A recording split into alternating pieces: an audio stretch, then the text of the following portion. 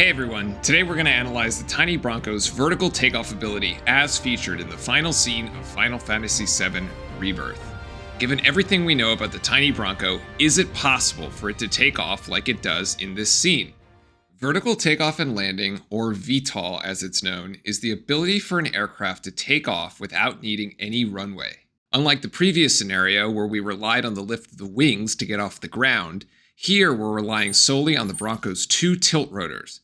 The central rotor provides no vertical lift, so we ignore it for this analysis. We'll use the same three weight scenarios as our horizontal takeoff video, one representing the Bronco from the original game, an upscaled version representing the redesign in the modern game, and a final scenario where we make the Bronco as heavy as the US military's V-22 Osprey, its closest real-world comparison. Without the wings to help lift us, the engines will now have to carry the full weight of the aircraft. This means the required takeoff thrust is going to be over twice as high compared to when we took off horizontally.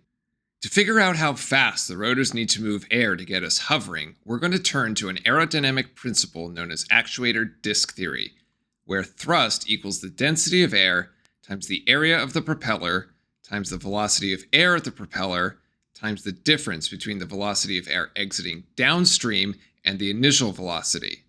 Since we're starting from the ground where nothing is moving, we can make the initial velocity 0, and we can further simplify the equation for when we're in hover by having the exit velocity be twice that of the velocity of air at the propeller. I'll link the proof to that in the description. This gets us an equation where thrust equals 2 times the density of air times the area of the propeller times the velocity of air at the propeller squared. Rearrange and solve for v, and we get this equation, which is what we want to solve.